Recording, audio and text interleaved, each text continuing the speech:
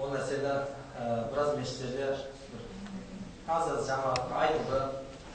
Бірақ мына жерде қазір Құдайға шүкір әжептәуір жамағат жиналып қалды. Олардың осы жаңа жамағаттың ішінде ондай нәрсе қолдан байтын адам білмеймін бар ма жоқ па, бірақ сол мәселені иншалла айтып өтсем. Мынау қазір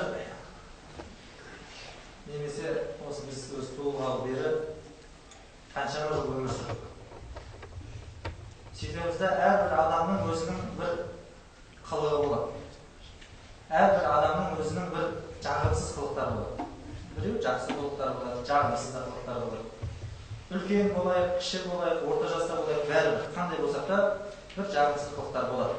Біреудің бір жері сасық болады, біреудің бір жері жақсы болады, біреудің қолы жүре андай тыныш жүрмейді, біреуі түртеді, үйтеді, біреудің тілі, біреудің түрлі сондай жағдайлар болады. Сол жағымсыз амалдардың бірі мұсылман бауырлар ол темекі, насыбай, осы екі нәрсе. Арақты қоспай қойды, бұл жерге келетін адам арақты ішеді. Әлхамдулилля. Темекі мен насыбайды намаз оқып жүрген адамдарда көп қолданады. Темекі мен насыбай мұсылман бауырлар көп жерде ат үсті қарап кетеді. Көп жерде ол темекі насыбай туралы айтса, ол харамбай, басқа ма, бірнәрсе ма, дейді соны жауып қаласа, болды сөйлеген ана адам ух деп тұтып кетеді да, жақтан ағырай сөйтерлік істей береді. Темекі мен насыбай. Мұсылман бауырлар осы соттыде қазір Фейсбукта, нелерде, WhatsApp-тарда бір не жүр. Темекінің пайдасы деген ролик жүр. Чемпионаттың жігіттері шығарған. Адам бір жігіт тұрады, сонымен келеді да, екінші жігіт кеп қалады да, темекі шегетін жігіт. Қолда темекі спичка бар ма дейді. Анау айтады, жоқ, менде жоқ дейді, сонымен кетіп бара жатқан кезде тұрады дейді. Жаңағы мен саған бұл темекі дұрыс емес па, жақсы емес па деп жатса, анау қой деп бір нәрсе енді атмосфера не қылады ғой. Сонымен жаңағы айтады, тұра тұр дейді. Бұл темекінің пайдасы бар айтпақшы дейді. Сонымен анау оны темекіні жақсы көрген адам не дейді? Ой дейді, көңіл көтеріледі, пайдасы бар екен. Айтшы маған. Оның үш пайдасы бар дейді. Мысалы үшеуін айтып берейін дейді. Айт. Біріншісі дейді, сен темекі шеккен кезде жұлдыз боласың дейді. Кәдімгі жұлдыз боласың дейді. Адамдардың барлығы сені танитын болады. Бірақ қалай болсын дейді. Сен дейді темекінің сыртын көрсетеді. Сыртында бар ғой бір тістердің суреті, өткен қол, аяқтың бір нәрсенің суреттері. Бір 10 жыл шексең осы билетті осы нені. Сен дәл осындай боласың да, сенің суретін түсіріп қояды да, темекі жақсып қояды. Темекі шегетін адамдардың жүрегінің тұсында жүресің. Сен жұлдыз боласың. Адамдар бәрі сені танитын болады. Сөйтіп, біреуі сен дейді жаңағы түнде дейді сенің үйіңе ешкім ұрлыққа түсе алмайды дейді. Яғни, сен темекі шеккен адам, ол ұйықтап атса да, не қылса да, деп жөтеле береді. Сөйтіп жөтеле береді, сен түнде өзің деп жөтеле жатқан кезде ұрып келіп қалса, ол жаңағы енді сен үйде адам бар екен, ұйықтап жатқан жоқ екен деп қашып кетеді дейді. Бұл бір пайдасы. Тағы бір пайдасы қартайып дейді. Ол дейді жаңағы сен дейді бір 25-ке келіп қалған кезде, бір 15 жасында шегетін болсаң, 25-30-ға келіп қалған кезде түрің где-то 40-50 адам болып қалады дейді. Сосын сен автобусқа бір жерге мінсең, бір жерде тұрсаң, саған орын беріп, келіңіз аға, келіңіз отырыңыз деп, өзің 25-сің, 30-дасың дейді да, бірақ сен 50 жастағы адамдар сені құрметтейтін болады адамдар. Қарашы. Сөйтіп енді сол жаңағы. Бұл қарап отырсаңыз, ол ешқайсы пайдалы емес қой негізі. Бірақ анау адамға пайдасы бар дегенге қуанып кетеді да, қой деп жаңағы. Мұсылман бауырлар, бұл темекі, насыбай деген нәрсе ешқашан жақсылық алып баратын нәрсе емес деп қояды. Бұл темекі, насыбай біреу айтуы мүмкін сізге шегетін, жақсы көретін адам, соны тастай алмайтын адам айтады сізге. Тур хадисте айтылған ба темекі деп, тур хадисте айтылған ба насыбай деп кісіден сұрайды. Бізден де сұрайды, любой адамды сұрайды. Жоқ, тура айтылмаған, темекі, насыбай деп айтылмаған, онда қоя береді. Бірақ мұсылман бауырлар, біз тура, мысалы, тек темекі, тек насыбай деп айтылған емес, біз соған ұқсас жаңағыдай неше түрлі үкімдер бар. Мысалы, Құран кәрімде осы темекі мен насыбайға бір қатты сіздерге бір нелерін болмайтын туралы айтайын.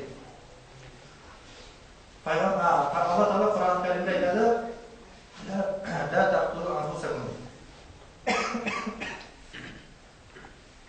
Біреу не бар? Жақсы көреді екен айтып. Жаңағы Құранда Алла Тағала айтады: "Ла тақтулу анфусакум". Өздеріңді өлтірмеңдер. Біріншіден, темекі денсаулыққа зиян ба? 100% келгеніз ба? Денсаулыққа зиян, одан ешқандай пайда жоқ, дұрыс па? Ал денсаулыққа зиян келтіру, ол не? Ол жақсы көрілетін амал ма шариғатымызда? Макрух па? Жоқ, макрух емес, денсаулығыңызға зиян тигізу. Қолыңызды кесіп тастаңыз, өкпеңізді иттіңіз бір, ол харам нәрсе болады. Өзіңізге зиян тигізу, ол харам болады. Алла Тағала айтып отыр, яғни темекі шеккен адам өз-өзін өлімге итермелеп жатыр. Қаншама бір күнде дүние жүзінде қаншама адам өледі темекіден? Бір нәрсе миллион адам өледі темекінің кесірінен. Арақтың кесірінен, басқаның кесірінен сөйтіп статистикасы бар өзінің. Сол сияқты, яғни сол темекіні шеккен адам өз-өзін өлімге итермелеп жатыр. Яғни ол біріншіден Алла Тағала өздерін өлтірмеңдер деген аяттан естіп тұр. Қарсы. Одан кейін темекі шеккен сол адамның өзіне де зиян, қасындағы адамға қаншалықты зиян? Өзінен де артық зиян. Дұрыс па? Өзі шегет, бір нәрсе процент өзіне жаңағыдай не алатын болса, зиянды. Қасында отырған адам, соны ескерген адам, қасында бала-шағасы, әйелі, басқалары, ол да алғаннан да қаттырақ зиян алады екен одан. Пайғамбарымыз Мұхаммед саллаллаху алейхи ва саллямның хадисінде бар. Мұсылман адам ол сондай адам дейді, ол өзінің бауырларына, яғни басқа адамға қолымен де, тілімен де зиян тигізбеген адам. Дұрыс па? Яғни түрінде зиян тигізбеген адам. Бұл жерде тіл, қол деп айтылады, бірақ зиян тигізбеген адам. Енді қараңыз, сіз темекі шексеңіз, сіздің қасыңыздағы адамдарға насыбай темекі егілді.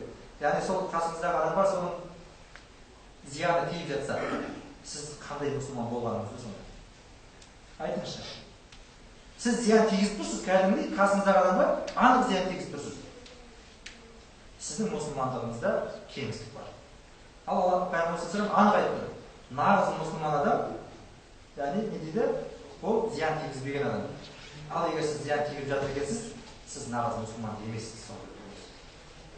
Одан кейін ол темекі, насыбай әжептәуір ақша тұрады. Темекінің қымбаттары бар. Андай бір-түрлі ұзын жіңішкелер бар. Оны да авторитетпен шегеді, жіңішкесін біреу шегеді, мынау шегеді деген сияқты бучок деп жүретіндер бар неше түрлі. Яғни қаншама ақша кетеді сол темекі мен насыбайға. Яғни ол бекер кеткен нәрсе. Дұрыс па? Темекі шегіп, насыбай атып, сіздің денсаулығыңыз күшейсе, ол сізге исраф болмайды.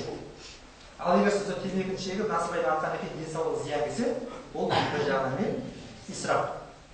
Құранда Алла Тағала не дейді? Алла Тағала исраф етушілерді жақсы көрмейді. Қараңыз. Бір аят, екі аят, тағы бір хадис. Дұрыс па?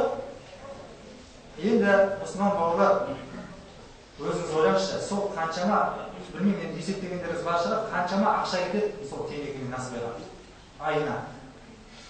Бір күнде бір адам мақұл тамақтан кейін анда-санда шегем деп 3 күн ғана шегуі мүмкін, 3 штук. Бір адамдар 2, 3, 4, 5, 6 пачка шегеді. Білмейді өзі, бірақ шегеді. Яғни міне, сол жаңағы темекі шегетін адам, сол харам емес қой, ешнәрсе қылмайды, ол әшейін макрух, ол анау-мынау деген адам болса, осыны 3 нәрсені ойланып шеге берсін. Алсында темекісін тұтандырмай тұрып, қазір мен исраф жасаймын. Алла Тағала мен жақсы көрмейді. Мен қазір денсаулығыма зиян тигіземін. Мен харам, кәдімгі Алла Тағаланың аятына өздеріңді өлтірмеңдер деген аятқа қарсы шығып тұрмын. Осы нәрсе ойлансын, кәдімгі шын жүрекпен ойлансын. Әшейін тілмен емес. Одан кейін жаңағы үшіншісіне мен қасымдағы адамдарға зиян тигізіп жатырмын. Мен Пайғамбар саллаллаху алейхи ва саллямның жаңағы айтқан хадисіне мұсылмандыққа сай емес екенмін. Десін де шеге берсін.